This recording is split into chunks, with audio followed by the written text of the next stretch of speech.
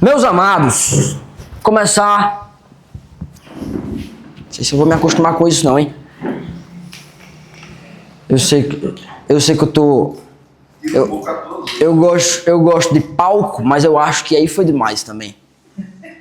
Eu acho que tudo tem limite. Eu queria pedir que alguns venham aqui mais para perto dessa luz, porque fica um buraco aqui, né? Eu fico solitário, fica meio assim, meio. Aí a câmera fica aqui, daqui a pouco eu tô virado pra cá, né?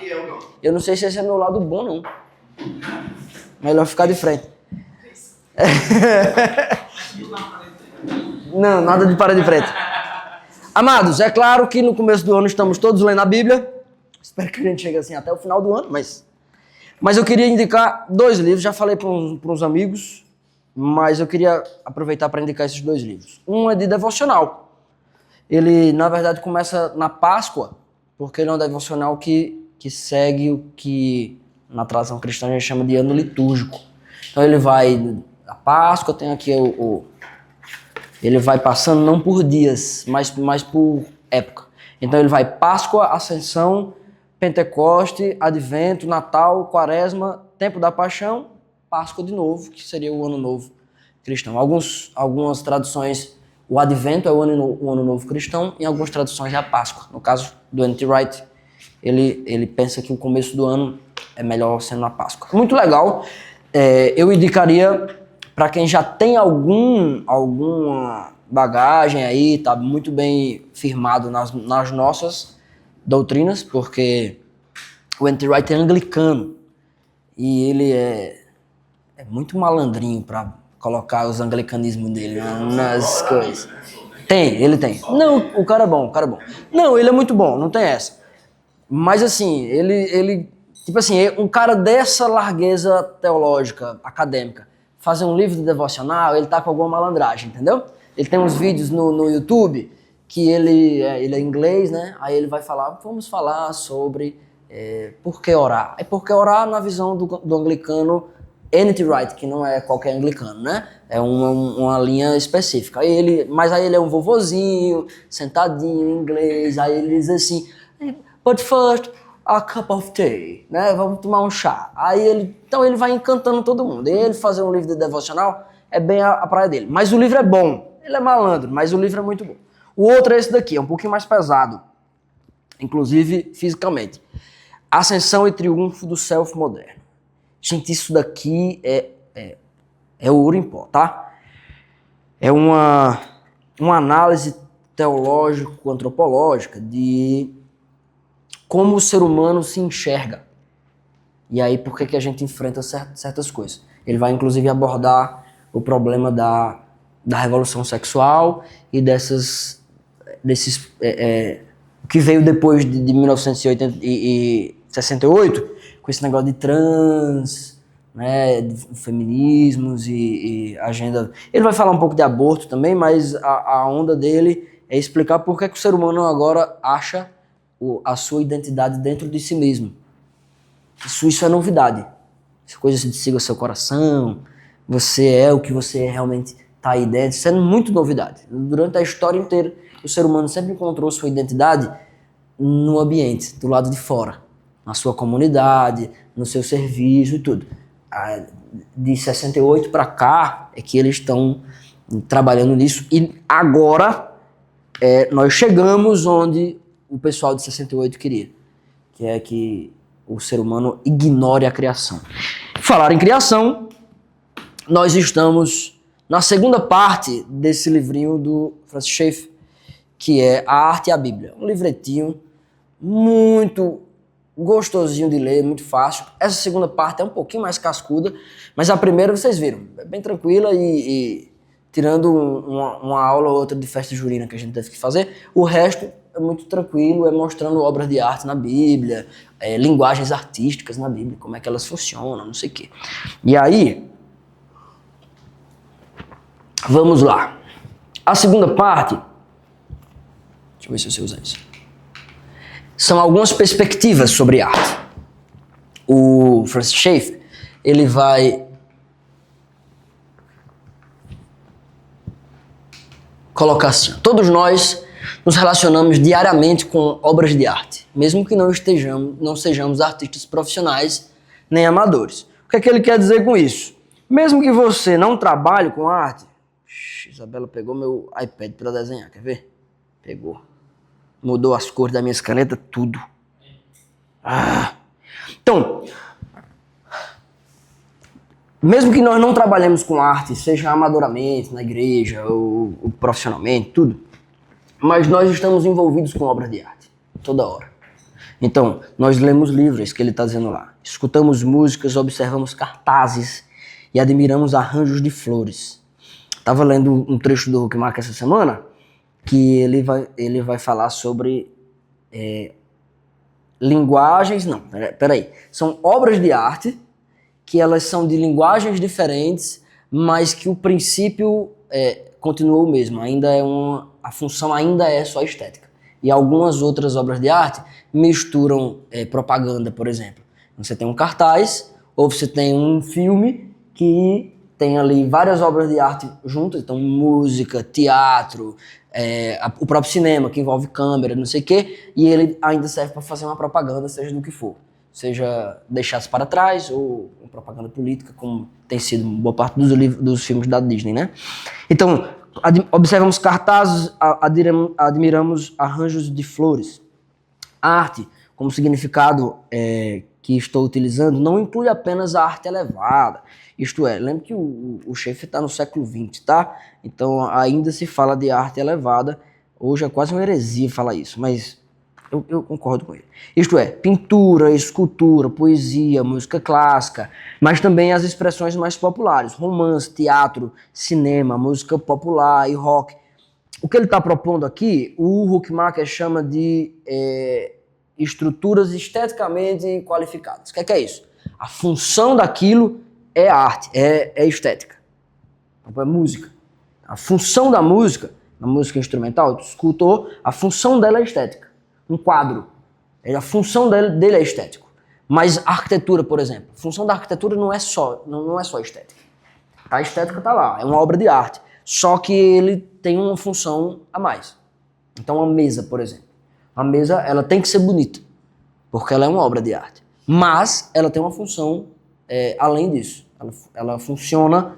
Então uma mesa, por exemplo, uma mesa lá de casa é horrorosa. Por quê? Ela é toda estilosona, né? Minha mãe comprou, sabe como é? Comprou toda estilosona. Problema, não tem pernas, ela tem um negócio no meio que atrapalha, a gente não consegue chegar muito perto da mesa. E as cadeiras também não tem onde você botar a mão, então tu vai arrastar a cadeira, tem que ficar abraçando ela assim, pegando por baixo. Então ela é toda errada, entendeu? Toda errada, não dá pra... Aí é demais, entendeu? Então a mesa acabou sendo esteticamente qualificada, porque ela só serve pra ser bonita, né? Aí depois, quando tu tenta sentar e não consegue comer direito, aí a beleza vai pro espaço, né? Fica chateado. Poxa, não quero mais essa mesa. Quero uma mesa que eu consiga botar os pés embaixo, né? Poder comer, que é essa a função da mesa. Comer em cima dela. Então veja, estruturas esteticamente qualificadas, a função é artística, a função é estética. Estruturas esteticamente não qualificadas não quer dizer que elas são feias. Quer dizer que elas têm uma função além da arte. Entende? Tem o funcionamento dela além da arte. Isso serve para muita coisa. Né? Então ele está falando isso aqui também. De fato, há uma razão real pela qual a vida cristã em si deveria ser nossa obra de arte mais grandiosa.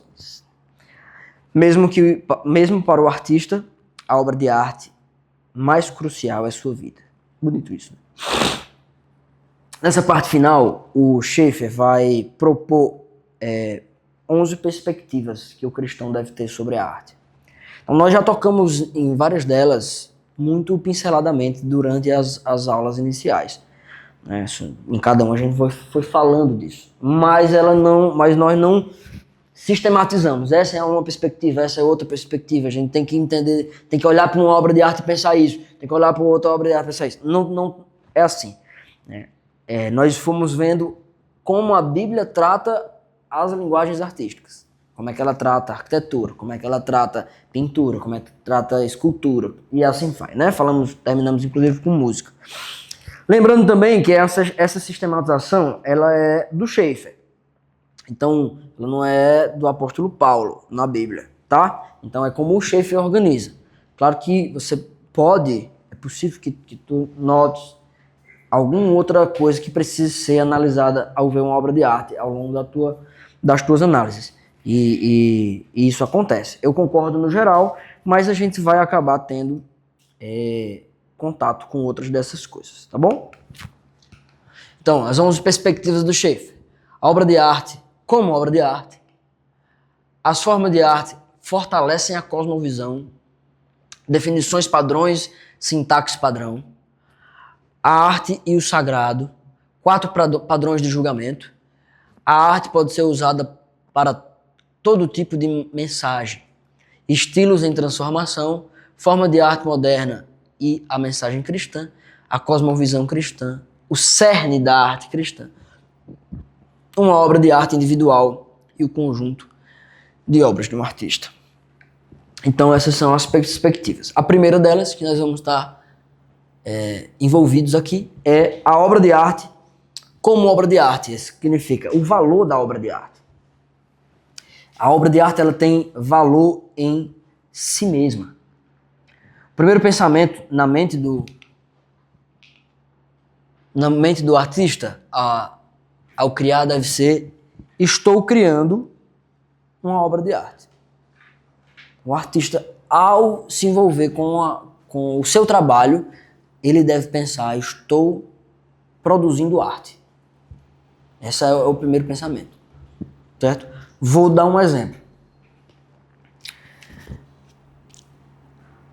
Porque os dentistas não estão aqui, né? Mas eu vou usar assim mesmo.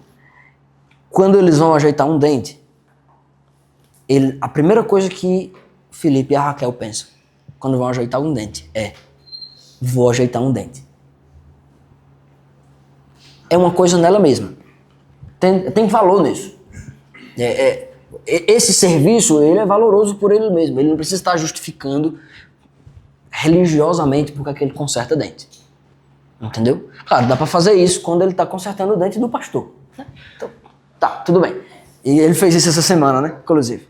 Então, faz sentido. Mas o vendedor, ele não fica toda hora: eu vou vender para a justificativa da minha venda. Não tem essa, entendeu? Não tem. Ao contrário do que fazem muitos pagãos hoje, que tudo para eles é propaganda, né? Propaganda política, propaganda ideológica e tal. Mas os crentes fazem isso também. Eu falei isso outra vez. O Huckmacher trabalhava Ele chegou a trabalhar numa repartição do Ministério da Cultura, lá da Holanda, que fazia parte de censura dos filmes. Aquela classificação indicativa. E no século XX, censura não era exatamente um problema, né? Ninguém ia ficar, fascista. Não ia, né?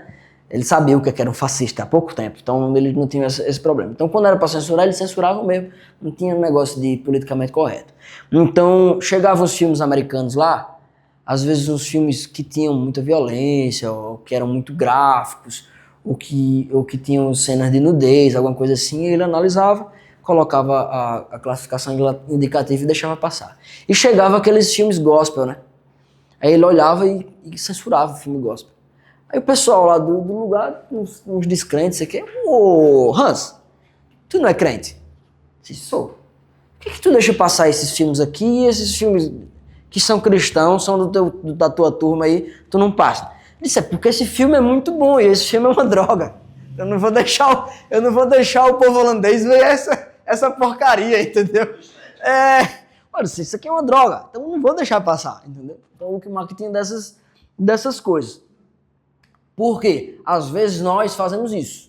Nós, para produzir arte, a gente fica tentando dar um ajustezinho para ela virar de crente, né? Mas, gente, a criatividade é divina. Deus criou a criatividade. É um atributo de Deus, ele é criador. E o artista, ele é a imagem de Deus e ele age como imagem de Deus quando cria. Então, criar algo é fazer-se o que nós fomos feitos. Entende? Quando a gente ama, nós não estamos espelhando a imagem de Deus que tem na gente. Entende? Quando a gente cuida, quando a gente trabalha, Deus trabalhou 6 dias, descansou. Não quero defender escala 6x1, 4x3. Por mim, eu trabalharia numa escala 1x6. Eu trabalho 7%. 7%. 1x6 é perfeito, eu acho. Trabalhou segunda-feira, descansa, segunda-feira tem de novo, né? Seria incrível. Posso fazer? Não posso. Aí cada um, né? Tudo bem, tá tranquilo. Aí, mas veja, criar arte, criar coisas artísticas, faz parte do que um artista é, porque ele é a imagem e semelhança de Deus. Entende? Não esqueça, a teologia tem uma estrutura que nós temos que estar sempre com ela na cabeça, sempre. Tá? Sempre que se for analisar uma coisa teologicamente, ela passa por essa estrutura, que é uma estrutura que a gente chama da história da redenção, né? É um índicezinho para a gente ficar bem claro. Ó, criação, queda, redenção e consumação. Falando nisso, a primeira aula em que nós não podemos começar a analisar qualquer coisa a partir da queda, por exemplo.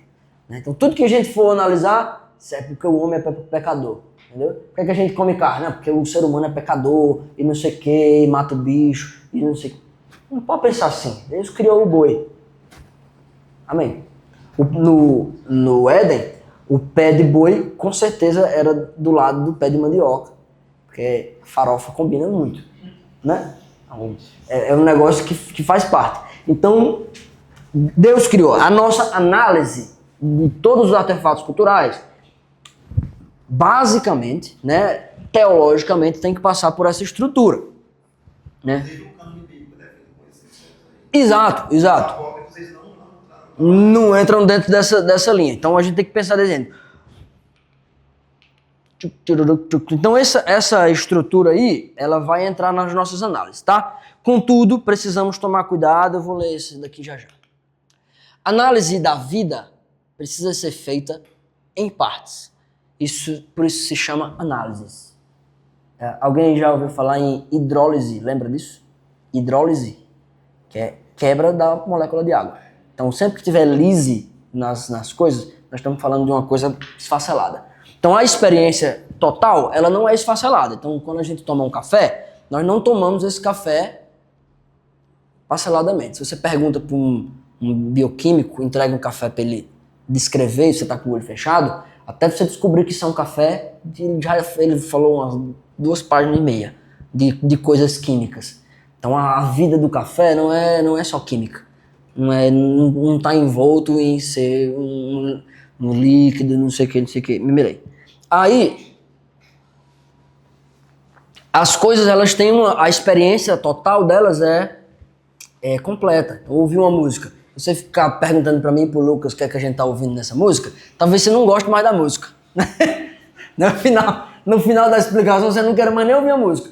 A experiência é total, a experiência ela é integral, essa é a palavra. Porém, então isso vai para qualquer obra de arte. Porém, as análises são feitas separadamente, né? Então, quando você vai analisar uma música, você analisa ela musicalmente, analisa ela teologicamente, analisa ela socialmente, talvez politicamente, né?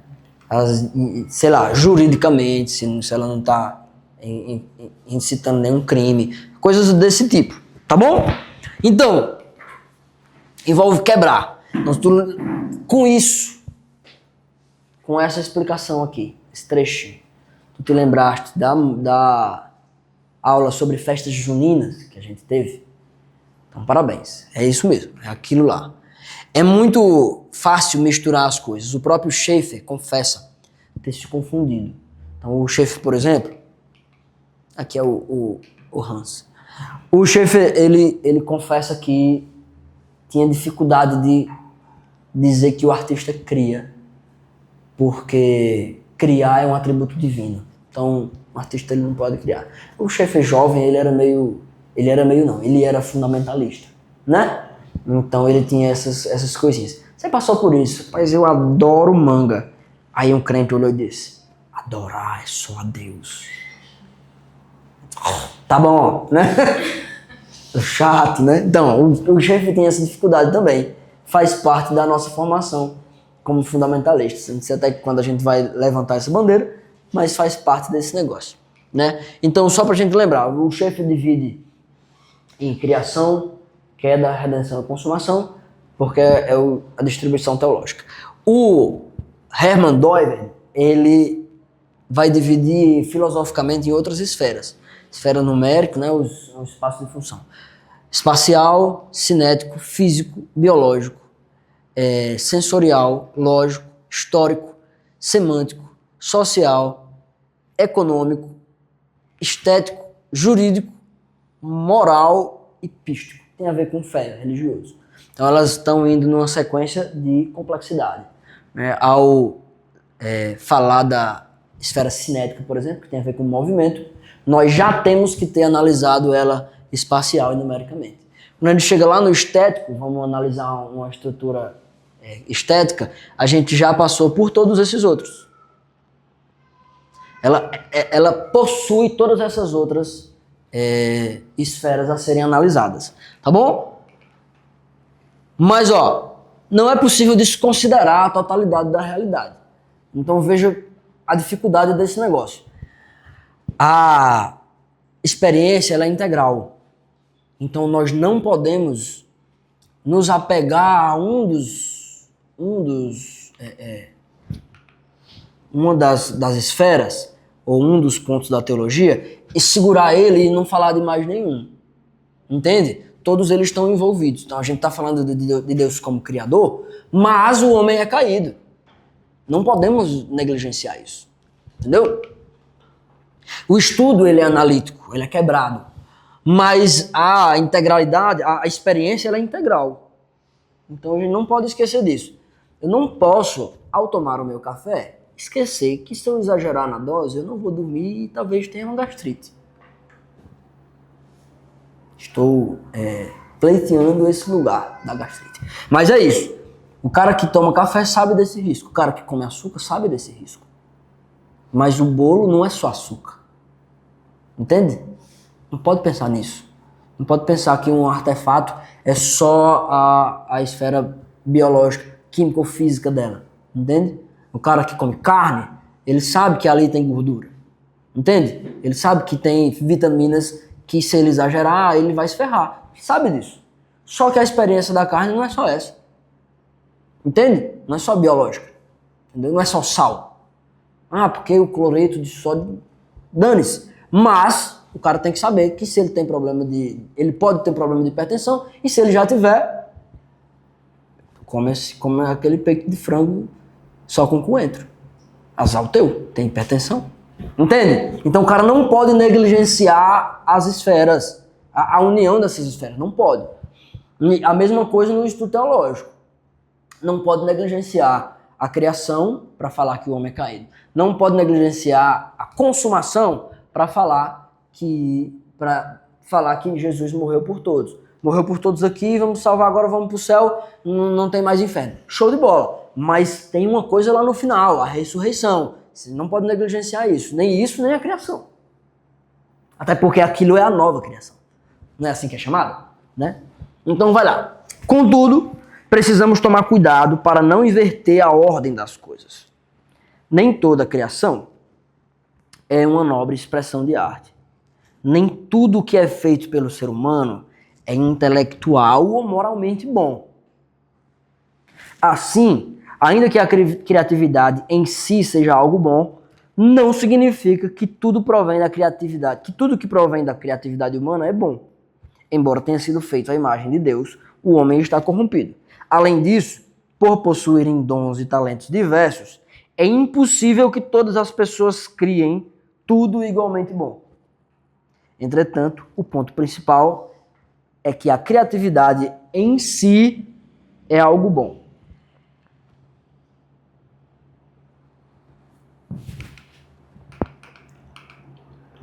Schaeffer faz, na ordem pedagógica da teologia, o que o Schaeffer faz, né? É possível fazer na filosofia de Hermann Doiver, que nós falamos há pouco. Dá mais trabalho, mas é possível. Vamos ver um exemplo, o exemplo da semana, o exemplo do mês, eu acho. Isso é muito legal, hein? Fernanda Torres, vocês viram isso? Ainda estou aqui.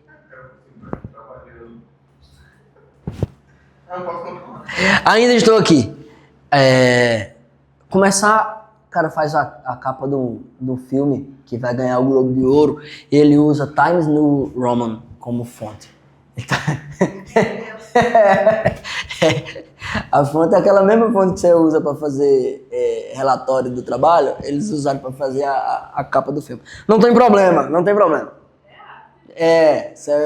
Deve ter um motivo para isso.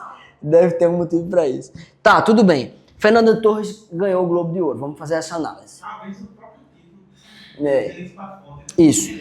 Vamos lá, vamos fazer essa análise. Qual que é a onda? Como é que nós trabalhamos ao pensar em uma obra de arte ou na premiação de uma atriz brasileira sobre isso? Alguns vão dizer assim, maravilhosa, atriz maravilhosa, genética incrível.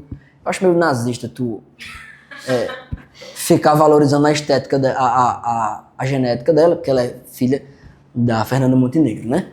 Assim, não, porque a família incrível um gene de artistas. Calma. Veja só, ela é incrível. Alguns estão falando disso.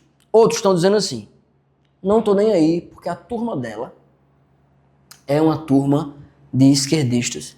E eles são uma corja que querem destruir o país. Esse é o... Então não interessa se ela é boa. Não interessa. Ela serve ao mal. Não é? Só que aí tu tem que falar a mesma coisa do pobre do Celton Mello, que é tão legal, gente. Eu não consigo olhar pra ele e não ver o Chicó, vai. Por favor, por favor. Ó. Ele é uma dublador também. Um baita dublador. Não dá pra ver, o pessoal confunde ele com o Wagner Moura, né? E aí imagina o Capitão Nascimento com a voz dele, não ia dar certo, né? Mas veja, a Fernanda Torres recebeu um prêmio que, entre outras coisas, é um prêmio de arte pop, certo? Ele está num ambiente chamado cultura pop, onde a Academia do Globo de Ouro, ela é rival da Academia do Oscar, que é rival de Cannes também, mas Cannes tá pouco se lixando para outras coisas. Cannes meio que tem a própria onda, né? Mas, veja, dificilmente eu não recordo de um filme que ganhou entre ator, filme, roteiro, não sei o que, direção, que ganhou tanto o Globo de Ouro quanto o Oscar. Vocês lembram de algum? O pessoal que gosta de filme aí. Difícil. Então, o nosso... Nos anos 90, teve o nosso... Anos 90? Acho que foi. Teve o Central do Brasil. Nos 90, né? Então, ele perdeu o Oscar pra A Vida é Bela. Merecido, porque A Vida é Bela é incrível. Se você não assistiu A Vida é Bela, pelo amor de Deus, vai atrás disso, tá? É um filme maravilhoso. É um filme italiano. Não tinha como. Era um filme que não dava.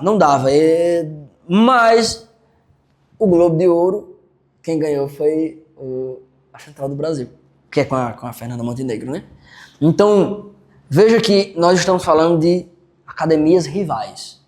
Aí já não é um negócio muito artístico, muito mais empresarial, não é? Tá mais dentro da propaganda. Outra coisa, a atuação da Fernanda Torres é boa. Como atriz, excelente. Ela consegue te fazer sentir o que ela quer que tu sintas. Então ela, num monólogo, lendo uma poesia, ela te faz chorar. É uma baita de uma atriz. Merece um Globo de Ouro? Sim.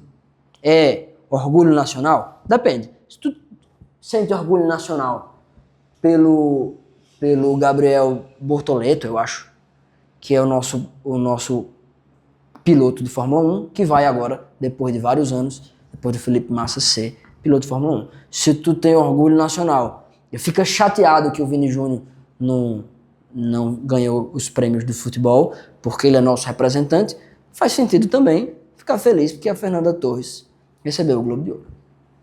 Porque o esporte, a arte é uma questão federal. O que é isso? Ele é nosso representante federal lá, né? Então nós pecamos em Adão. Eu pequei em Adão? Eu não estava lá? Se ele tivesse fazendo churrasco, não estava encantado com a fruta, não é? Estava fazendo a coisa errada na hora errada, não é isso? Agora, ele é nosso representante federal diante de Deus por ser o pai da raça humana. Então, nós pecamos em Adão. Nós somos pentacampeões. Então, faz sentido ter a Fernanda Torres como nossa representante nisso? Faz. Agora, em outro aspecto, a Fernanda Torres realmente representa um projeto de país que é prejudicial. Mas você está falando isso porque você é direitista. Nem sempre. A questão é que Até porque tem vários conceitos de direita, né? Entendeu? E conservador e direito são duas coisas diferentes. Sim, Se relacionam, mas não são exatamente. Gente, presta atenção. Foi tão formão assim nesse. Gente, presta atenção, não, presta atenção. Eu acho lindo que agora nós somos direito conservador.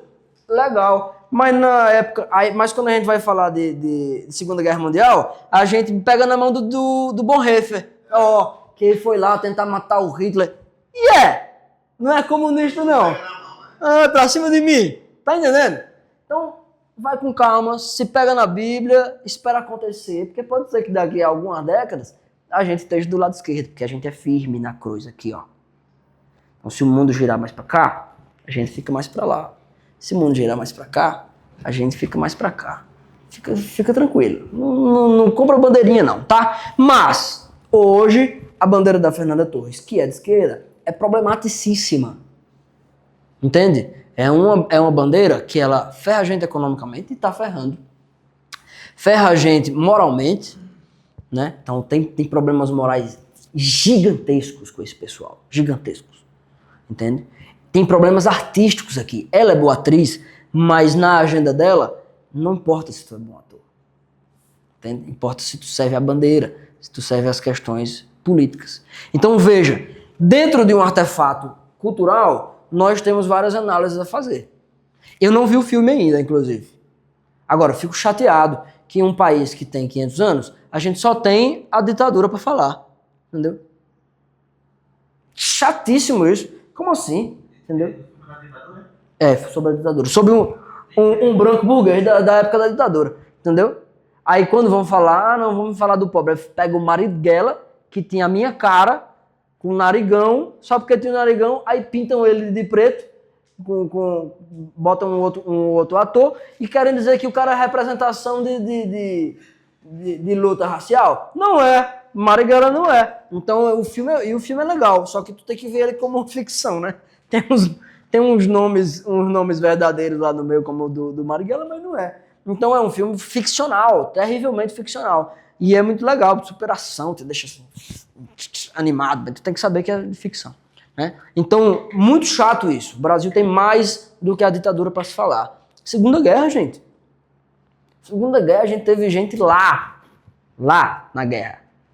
Entendeu? Teve um grupo de 8 brasileiros lá, pesado. Muito mais de 8. Não, mas assim, teve uma frente de 8 soldados que fez história lá. Sim, que fez história, né? Fez história grande. O meu avô estava no barco, no navio de Santos para viajar. Oh, yeah. Na Segunda Guerra. Minha avó Quando veio também. a notícia que a guerra tinha acabado. Minha avó também. Já tava indo. Meu avô estava no navio. Lá da rua. É. Pois é. Uma história fictícia que o Patricinho foi pra guerra também. É legal contar. Se for pra inventar, a gente inventa, né? Se for pra inventar, a gente inventa. Mas veja, tem muita coisa pra falar só no século XX. Tem Revolução Paulista. Por que não tem filme de Revolução Paulista, gente? Entendeu? Aí quando vão fazer um filme de Canudos. Tá, tudo bem. Aí eles fazem aquela fotografia laranja. Parece que tá no México, né? E aquele pessoal falando, gente, manhã, bau, né? Chato, né? Chato. Então os caras... tudo bem, tem A Casa das 7 Mulheres, né? Que é um romance, é uma minissérie da Globo sobre a Revolução Farroupilha, né? Legal. Legal também. Mas a ênfase é romântica, né? Aquarela do Brasil também. Aquarela do Brasil. Então tem as coisas legais. Tudo bem. Tem material, mas... A gente agora, depois de certos eventos políticos. A ditadura militar é nossa coqueluche. Gente, chato também. Mas veja que tem muito o que se analisar. O que é aquilo aqui que apareceu? Tô com medo de apertar e dar errado. Sai daí, sai daí.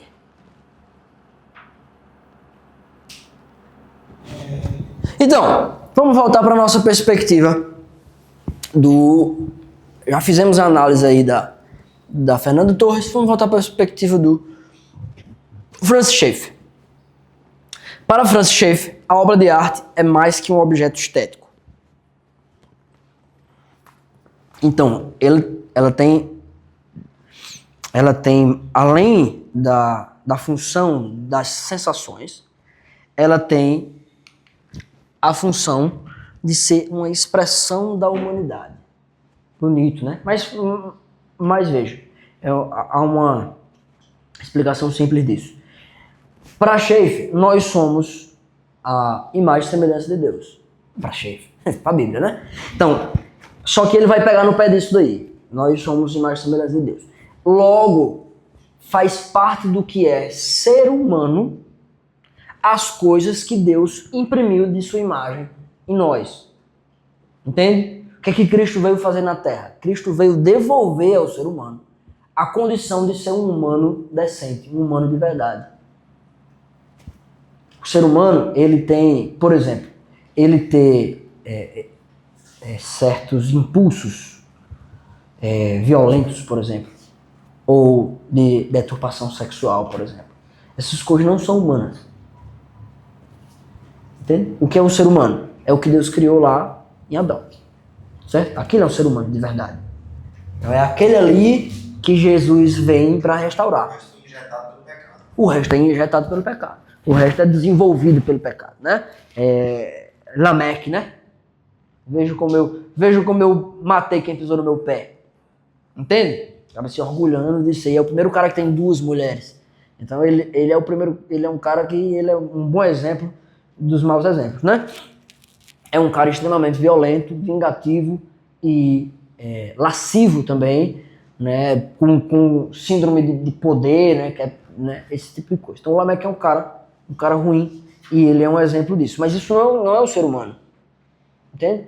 O ser humano não é isso. O ser humano é o Adão antes de pecar. O ser humano é Cristo, entende? Então Cristo, por exemplo, andava por aí, subia... andava sobre as águas e transformava água em vinho por meio do poder do Espírito Santo. Mas ele, enquanto encarnação, ele não tinha esses poderes mágicos, não. Né? Esses milagres. Então, o ser humano Cristo, sem a fabricação dos milagres que vem por meio do Espírito Santo, lembra? Ele se esvaziou das suas maravilhas divinas, né? Dos seus poderes divinos. Então, eu não estou dizendo que ele não é Deus, pelo amor de Deus. Ele é. Mas ele, enquanto encarnação, dependia do Espírito Santo para fazer os seus milagres. O Cristo, sem isso, é um ser humano como Deus criou lá no Éden. Então, o que Cristo fazia, presta atenção, o que Cristo fazia, que não fosse milagroso, é como o ser humano devia ser. Ele vem para restaurar a humanidade. E o que Schaeffer está colocando aqui é que criar arte faz parte do que é ser humano. Porque Deus é assim. Ele colocou isso, imprimiu isso no ser humano. É um atributo divino dele, né? É um atributo divino, criação. Ele em nós, né, como é apresentado. Entende? Então ele exige criatividade. O que é que Adão... A primeira coisa que Adão faz quando Deus faz Eva? Ele canta. Entende? Adão, a primeira coisa, Deus fez Eva, ele canta. Ele recita uma poesia. Entende? Como será a voz de Adão, hein? Sei lá. Se fosse droga, seria melhor, mas acho que não. Quando você criar. Será que tá fininho ainda, né?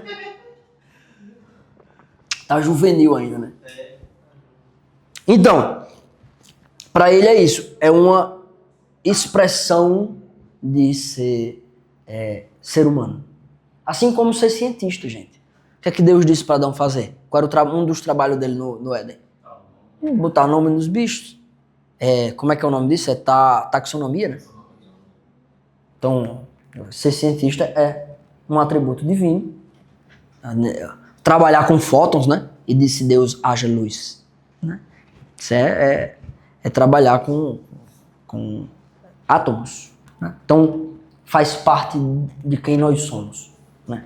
Fazer ciência, fazer arte, trabalhar com a terra, né? Com os animais. Né? Gostar de bicho não é coisa de desocupado, gente. Faz parte de quem nós somos, certo?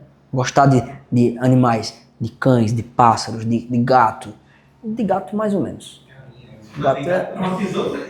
De gato mais ou menos. Gato eu já não tenho tanta certeza assim. E aí a gente vê o quanto o pecado destruiu tudo isso, né? Quanto a ciência foi usada para matar muita gente. Exato. A criação. Quanto cuidado pode ser. O dom de cuidar, né? Pode ser também dentro do pacto. Eu cuido só de quem eu quero. Exato. Né? E Cuida de bicho, não cuida de gente. E aí eu cuido de bicho, mas agora eu passo a adorar o bicho. Adorar o bicho. Do filho humano para o filho animal. Sim. Eu chamo os bichos lá de casa de papai e mamãe, né? Mas é carinhoso. Na verdade, eu tenho raiva deles. Porque nenhum é meu, né? Mas eu gasto muito e eu gasto muito por causa deles. Já disse, eu vou arrumar um papagaio pra mim, vocês vão ver. Todo dia de manhã, café? Vai acordar todo mundo oferecendo café, vocês vão ver. Não sei se é nesse livro aí ou em outro que o próprio Shakespeare cita o tripé platônico para também falar sobre o valor da arte, né? Sim, De beleza, é um outro, não é isso aí não. mais antigo dele, não é esse aí. Mas é interessante. Não é esse não, mas ele fala, né? Que é verdade, bondade e beleza, né? Mas essa comunidade na Isso. arte, aí relacionado com a filosofia. Então, quando o artista esquece disso, ele peca. Quando os cristãos esquecem disso, eles pecam. A gente está desvalorizando, está negando a criação de Deus. Entende? Se o artista esquece que é criatura divina, e para de criar, ele peca por isso. Pecar não é só roubar, matar, são só os 10 mandamentos. Né? Afrontar o Criador é pecado. Entende? Afrontar o Criador é pecado. E aí, não produzir ou valorizar a arte, ou ciência, ou essas coisas assim, que fazem parte da natureza do ser humano, não valorizar essas coisas é pecado. Porque você desvaloriza o Criador, que foi o que ele fez. Né? Eles pecam ao tratar a arte como propaganda, pecam ao cobrar da arte que seja uma mera mensagem intelectual. Cara, isso daqui, da propaganda nem tanto, mas de ser uma mera mensagem intelectual, isso é um pecado recorrente no nosso grupo. Admitir canções, por exemplo, que são horrorosas, que são mal feitas, só porque o texto que está lá é bíblico. Porque não tem heresia. Às vezes até é mais que não ter heresia, é um texto teologicamente bom. Né? A partitura dele. Exatamente. A parte musical é horrorosa. A parte poética, entendeu? Às vezes o cara vai fazer uma música, sei lá, não citar o nome, mas porque tá gravando, não ia citar. O cara vai fazer pra um super evento, assim, aí o cara vai fazer uma música, e aí a poesia do cara é...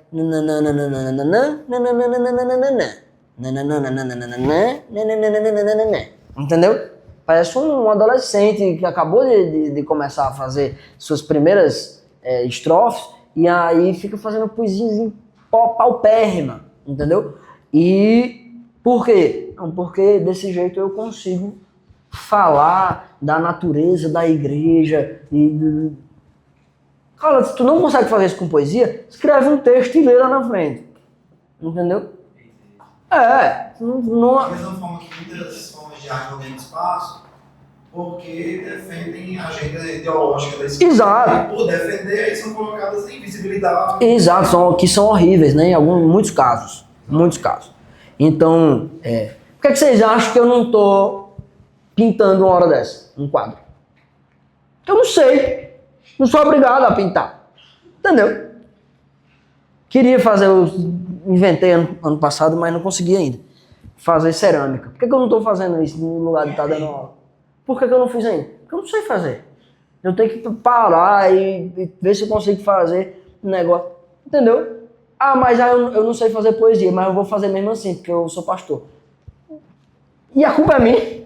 Entendeu? E eu vou pagar por isso. Porque não está estudando teologia, quer fazer música. Entendeu? Chatíssimo isso, gente. Então, a obra de arte, ela é um artefato estético. Ela tem suas tradições. A canção, a música vocal, a canção é um tipo de música vocal, né? Mas a música vocal, de maneira geral, ela tem função estética. E ela é mais difícil porque ela é a junção de duas linguagens artísticas, né? Duas poéticas artísticas. A literatura e a música. O teatro acrescenta mais uma. No teatro musical, né? Você vai ter mais uma. Nós vamos fazer uma ópera, um teatro musical. Você tem a junção de mais artefatos ali. Fora a confecção das roupas. Então veja que é um agregado. Aí tu vai colocar uma câmera envolvida. O cinema não é só um teatro filmado. Então tu tem outras coisas a se analisar ali cinematograficamente. E aí tudo isso é complexo, mas a coluna vertebral de todas essas partes de uma obra de arte, elas são a estética. Elas são artísticas. Entende? A dança, ela é uma mistura de movimento corporal, mas ela depende da música. Entende? Então, as duas coisas, eu vou dançar, a dança é uma coisa, a música que está tocando é outra. Não, gente, não. Vê como é um absurdo? Ah, não, a teologia que está na música é boa, então coloca. Não, se ela é feia, não coloca. Se for para eu ver só o texto que está lá, eu leio a Bíblia. Entendeu? Eu vou pegar um salmo aí vou colocar. Esses dias eu ouvi uma. Ontem eu ouvi uma. Gasturenta. Um salmo específico, não vou dizer porque está recente. Um salmo específico. Ai, tu escolhe assim, cara, que coisa horrorosa a música que o cara fez. Tu olha assim, meu Deus, se o cara ganha um salário pra fazer isso. Entendeu? Apesar da arte ser uma criação de Deus, nem toda expressão de arte é aplicada a uma liturgia. Claro, Né? claro. Assim. Isso. Não são aplicadas ao culto. Por exemplo. Igrejas fazendo assim, vou cantar uma música sobre Deus fazendo um homem no barro, então o cara fazendo um vaso. Legal. Legal. Né? Tipo assim. Não, genial, né? Tem que o ser humano inventa cada marmota. Que às vezes tu olha assim, não é possível, né? Não é possível que ele tirou isso da cabeça dele. Aquelas dancinhas, né? Quem levará, aí tem uma moça que levará a arca, aí tem uma arca da aliança da igreja, todo mundo tem uma arca. É claro que há, gente, um nível de encenação no que a gente faz, tá? Já levou arca? Não, a cara de Lene aqui foi... a esposa dele entregou. Rapaz, não já teve isso. Tem, mas presbiteriana tem hora que canta, né? Igreja é muito boa, eu quero deixar isso gravado, né? Igreja é muito boa, mas as comunidades inventam as coisas, né? Nas nossas igrejas tem dessas marmotas também. A Igreja Batista tem disso também. De vez em quando os caras inventam um negócio e tu olha assim. Aqui teve na Páscoa. Teve um carneiro assado, assim, e a gente fez as partes da Páscoa. Foi o culto de Páscoa. O culto de Páscoa foi legal. Assim, esquisitíssimo. Não, estranhíssimo. Aí tinha... Foi legal, porque ele foi explicando. Não, foi legal, ele foi explicando. Aí, ó, o cara parte da Páscoa judaica, entendeu? Claro que a Páscoa cristã não é a Páscoa judaica, mas ele quis explicar e fez desse jeito, né? Aí ele fez desse jeito aí. Eu achei um rolê grande, mas foi muito didático. Porque tem a parte das ervas amargas, aí tome rúcula. A gente comeu rúcula. Eu digo assim... Perdão, senhor, eu sei que o senhor criou a rúcula. Tem um sentido, né? Tem. Educando, entendeu? Sim. Eu fico entre ver o vaso A letra da Na música. letra da O cara fazendo um vaso e a música, né? Oh, my love. Na música, né? Ghost, né? E eu acho que tu tá me falando algo até mais simples, né? O arte só. Sim. Composição mesmo. Exato. É baseado numa letra bíblica, É. mas a melodia é ruim. Sim. A harmonia é ruim. Tem vários. E assim, falando de liturgia, nós falamos sobre liturgia, né, no ano passado. Mas, veja, a liturgia não deixa de ser, grosso modo, uma encenação. Entendeu?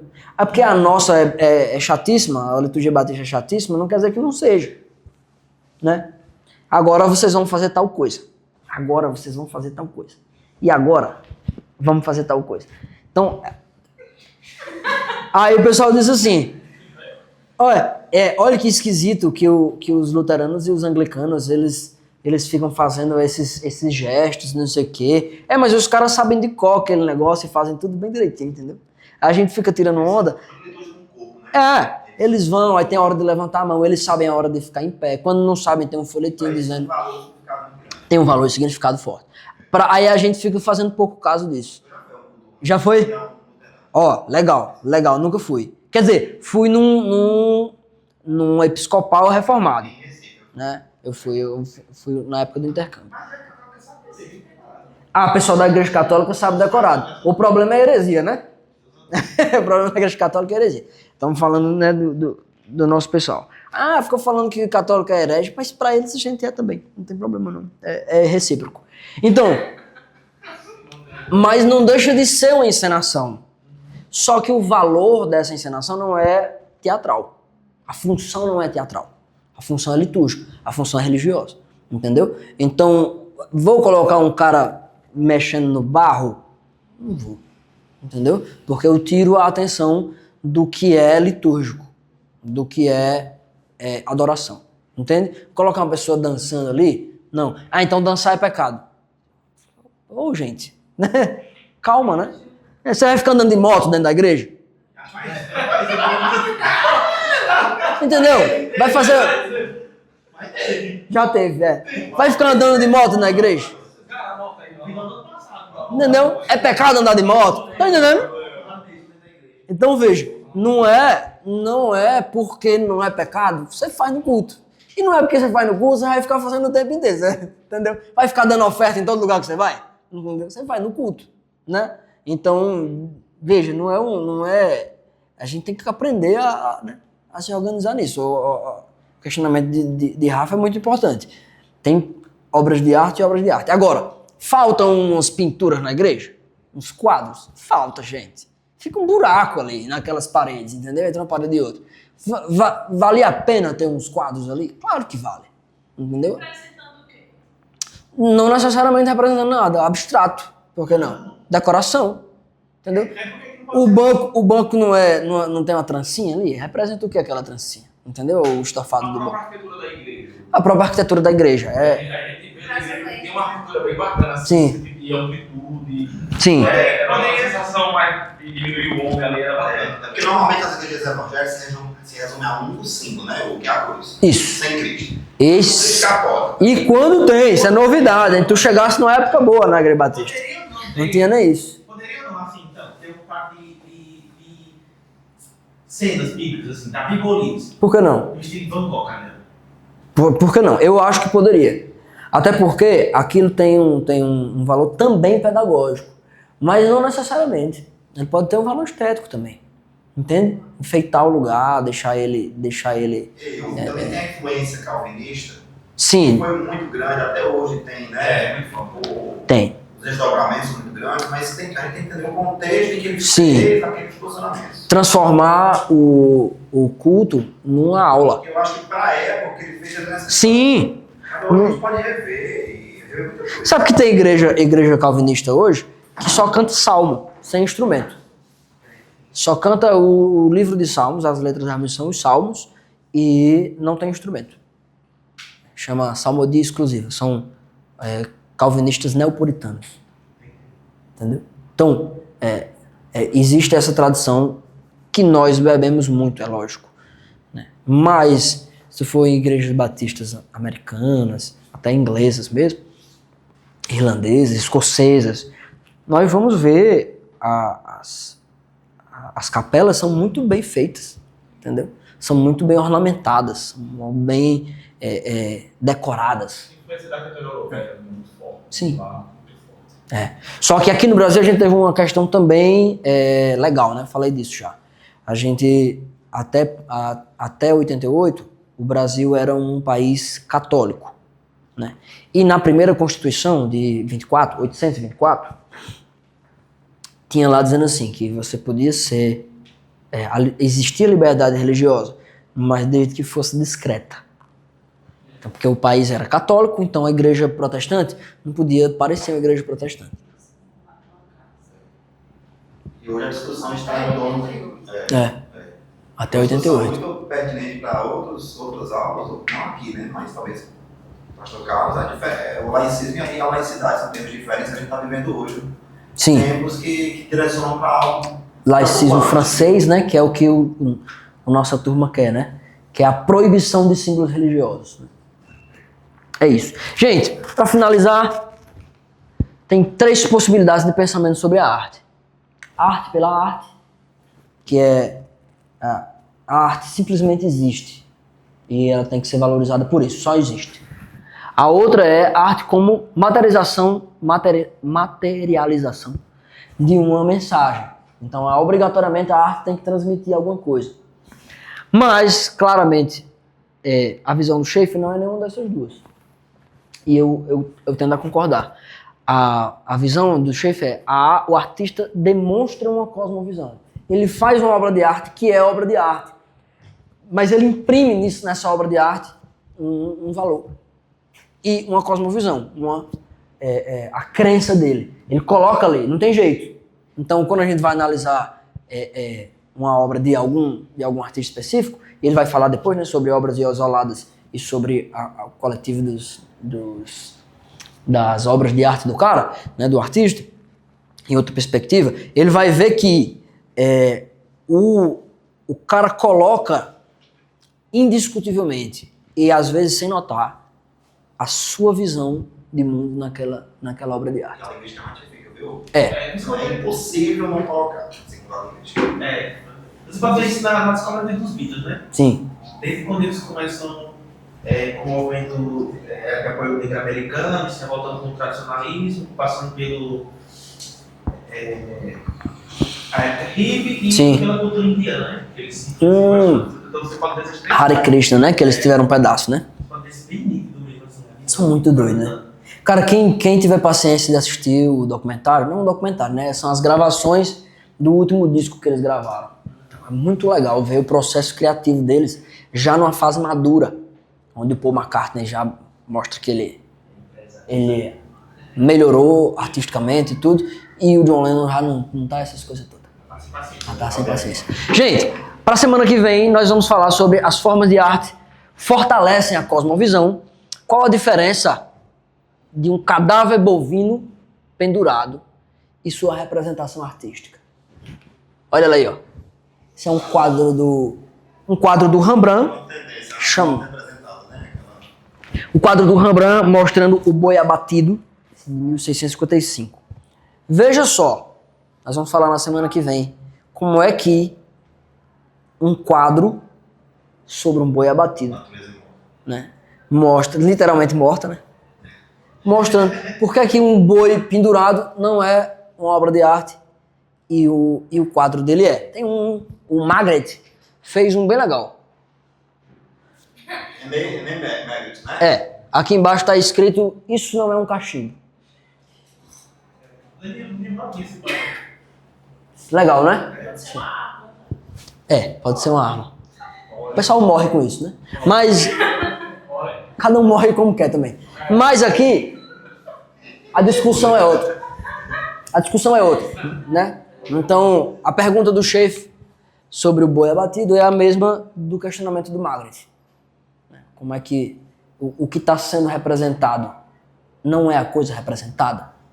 Entendeu? É legal, porque tem até um disco de uma banda de rock, eu tenho que ver, que o cara, o vocalista deu um tiro na própria cabeça. Não é o Nirvana, é um outro. Aí os componentes da banda tiraram fotos e é a capa, o encarte do disco novo deles. Aí. E é o encarte novo do disco são as fotos do vocalista com a cabeça estourada. Doideira, não é? Deus perdoe os nossos pecados e nos leve em paz. Tchau, gente.